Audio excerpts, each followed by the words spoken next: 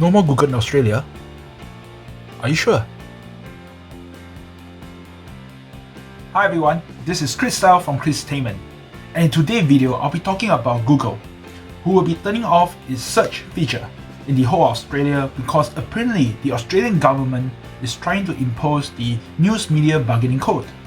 But before I go on, if you are new to this channel, please remember to subscribe and hit the bell button so that you'll be notified of any new videos that I'll be doing. Okay, so what really is this News Media Bargaining Code, right? So somewhere early last year, okay, the Australian Competition and Consumer Commission actually started to develop this code of conduct to actually address the bargaining power imbalance between the Australian news media and digital platforms. Okay, so apparently the two digital platforms that were identified were Google and Facebook. Okay, so if this code, right, this News Media Bargaining Code were to be passed, what it means is that, in short, in layman term, what it means is that both Google and Facebook actually has to pay for news content to be shown on their platform to the news media businesses in Australia. So what was Google's response then? Initially, after the first draft of the code was drafted, Google actually explains the how and the why the new code or this code will not work for Google business model.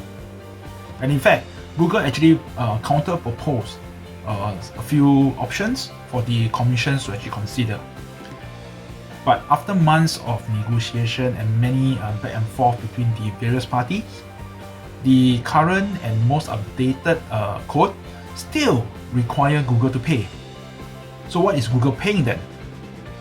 Actually, in the most updated and current version of the code, Google actually has to pay to actually show links in its search engine. So think about it.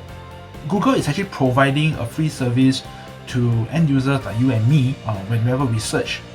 If Google actually has to pay to show links in the search engine, it means that there is actually a cost to provide a free service. So any layman will be able to say that, you know, if there's a cost for a free service, it's a very negative business model. And because of this, Google actually, in a way, threatened to actually stop or turn off its Google search feature for the whole of Australia. If this version of the code were to become law, it would give us no real choice but to stop making Google search available in Australia. In its current form, the code remains unworkable, and if it became law, would hurt not just Google but small publishers, small businesses, and the millions of Australians that use our services every day. Now that we have heard the Google side of the story and we know that Google is not budging, okay, the next question to ask then is the Australian government giving in? Well, despite Google actually threatens to shut down its search in the whole of Australia, I'm talking about the whole of Australia, the Australian government actually is quite firm in the stand that the News Media Bargaining Code actually has to go. In fact, the Prime Minister of Australia actually mentioned this, that the Australian government will not yield to Google threats.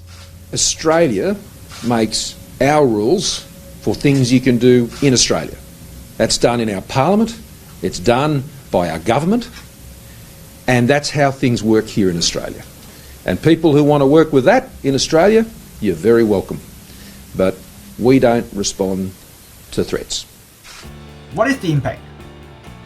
If Google search was turned off, that would mean that there will be no longer a capability to actually search for the latest COVID-19 updates. Okay? School students will also not be able to Google for their school assignments. In fact, the term "Let's Google," okay, will also cease to exist. There's also a group of people who actually got their daily dose of what's actually happening around them through Google search. So without Google search, this group of people has to find alternatives to do so. And whether the alternatives are as good as Google search, I do not know. Maybe if you know, you might want to comment below to share with others your experience. Are there alternatives?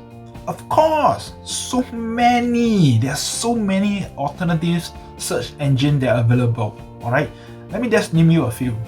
If you're the old school type, Bing, Yahoo, okay, if you want to try something newer, there's also this latest, I won't say latest, but one of the newer search engine that's available on the market. It's called the DuckDuckGo. DuckDuckGo. DuckDuckGo. Okay, don't ask me why you named that. Okay, anyway, it's DuckDuckGo, so you can try that as well. Okay, in fact, let's go into detail. Okay, let's start with Bing. So Bing is a search engine by Microsoft. Okay, it is second in terms of market share after Google. You can easily search for almost anything on that you like on Bing. That's how you would do it on Google. So you can search for things like video, you can search for things like image, you can search for things like map. All right, everything you want, you can search for it on Bing. Okay, but is it as accurate as Google? Personally, I don't think so.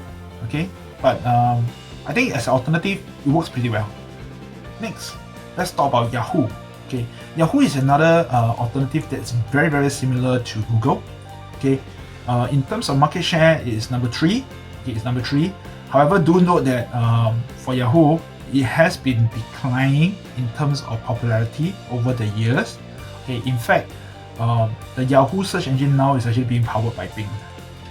Now let's talk about DuckDuckGo. Okay, so DuckDuckGo is one of the top private search engines available. It actually places a lot of importance on securing the privacy of the searches. Okay, so if you're someone who is looking for something that is a very secure type of search engine, then DuckDuckGo is definitely the one that you will go for. You will need to go for. Okay, but do note that the searches pretty much similar to Bing. Okay, it may not be a direct replacement, or it may not be as accurate as Google. So what are my thoughts? Well, I have a couple of thoughts on this. Okay, number one, I have to say I can't live a day without Google. Okay, I'm serious. I really can't live a day without Google. Right? I mean, I can do without Facebook, I can do without WhatsApp, but I cannot do without Google. Okay, Google is my primary search engine that I use for my work, for my assignments, and even for my YouTube videos. Yeah, I'm using Google to research almost everything. Okay, in fact, Google is so deeply rooted into my life that it becomes a habit. You know, and you guys know that habit cannot be changed out so easily. Yeah, so I cannot imagine if Google is not available in Singapore. I mean, wow, I can't imagine that. All right, I can't imagine that. Okay. Anyway, number 2, my second thought on this is that you know, today the digital platform list, they only identify Facebook and Google as the 2 digital platforms. Okay, they are impacted.